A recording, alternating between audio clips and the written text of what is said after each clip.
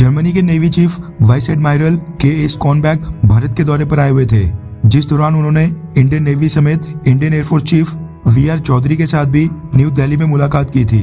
German navy chief की भारत यात्रा के दौरान भारत के एक बड़े think tank Manohar Parrikar institute of defence studies and analysis ने उनको एक इवेंट में बोलने के लिए बुलाया था। इस इवेंट में जब उन्होंने बोलना शुरू किया तो उन्होंने फ्लो में ऐसी बातें बोल दी जो थी तो 100% सच, लेकिन एक देश के नेवी चीफ होने के नाते उनको शायद वो सब नहीं बोलना चाहिए था, मगर अनफॉर्चुनेटली उन्होंने ये सब बोल दिया, जिसके परिणाम स्वरूप उनको अपनी कुर्सी से भी हाथ धोना पड़ गया है। रिपोर्ट्स के मुताबिक जर्मन नेवी चीफ ने Manohar Parrikar institute of defence studies and analysis के मंच के ऊपर बोलते हुए कहा कि इंडिया और जर्मनी को चाइना के खिलाफ रशिया की सख्त जरूरत है, यानी चाइना से निपटने में रशिया की मदद जरूरी है। चाइना को क्लियरली एक एनिमी की तरह संबोधित करते हुए उन्होंने ये भी बोला कि मैं ये कहने से बिल्कुल नहीं डरता हूँ कि चाइना हमारे दुश्मन की तरह काम करता है। चाइना एक अच्छा देश नहीं है जिसके बारे में हमने सोचा था, उसका इंडो पैसिफिक में एक हिडन एजेंडा है। सबसे पहले तो हम सबको ये कबूल करना होगा कि चाइना सच में क्या कर रहा है। चाइना डिक्टेटर्स,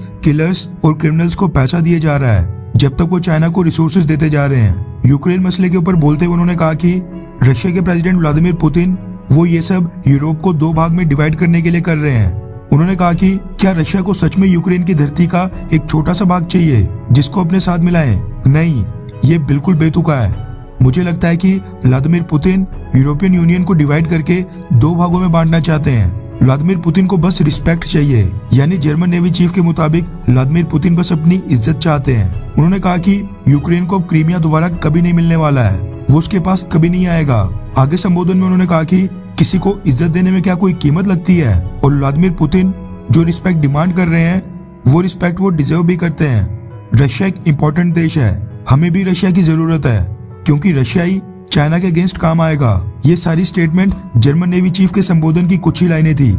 इसके अलावा उन्होंने कई सारी बातें बोली, लेकिन ये सारी स्टेटमेंट आने के बाद भारत से लेकर जर्मनी तक हलचल काफी बढ़ गई थी और ये काफी बड़ी कंट्रोवर्सी बन गई है।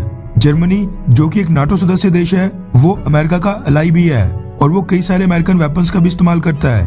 वहीं दूसरी तरफ जर्मनी के चाइना के साथ बहुत ही क्लोज ट्रेड टाइज हैं। जर्मनी और चाइना के बीच सालाना $200 बिलियन से ज्यादा का ट्रेड होता है। ऐसे में जर्मन नेवी चीफ की रशिया की तरफ सहानुभूति और व्लादिमीर पुतिन की तरफदारी करना और वहीं चाइना के प्रति गुस्सा और आक्रामक रवैया अपनाना जर्मन गवर्नमेंट के लिए बड़ी मुसीबत बन गई थी। हालांकि जर्मन नेवी चीफ ने आगे आकर सफाई भी पेश की और कहा कि ये उनकी पर्सनल राय थी, ना कि जर्मन नेवी या फिर जर्मन गवर्नमेंट का ऑफिशियल स्टैंड है। लेकिन उनकी सफाई से भी बात नहीं बन पाई है और कुछ ही घंटे पहले उनको जर्मनी के नेवी चीफ के पद से इस्तीफा देना पड़ा है। रॉयटर्स के हवाले से रिपोर्ट्स निकल कर आ रही हैं कि भारत में अपनी स्टेटमेंट से कंट्रोवर्सी खड़ी करने के बाद जर्मन नेवी चीफ ने अपनी गलती मानते हुए इसको एक मिस्टेक करार दिया है और गलती को सुधारने के लिए उन्होंने जर्मन गवर्नमेंट को अपना रेजिग्नेशन सौंप दिया है। जिसके बाद खबर ये निकल कर आ रही है कि जर्मन गवर्नमेंट ने भी उनका रेजिग्नेशन एक्सेप्ट कर लिया है, यानी भारत की यात्रा के बाद अब के.एस. कॉनबैक जर्मन नेवी चीफ नहीं रहेंगे।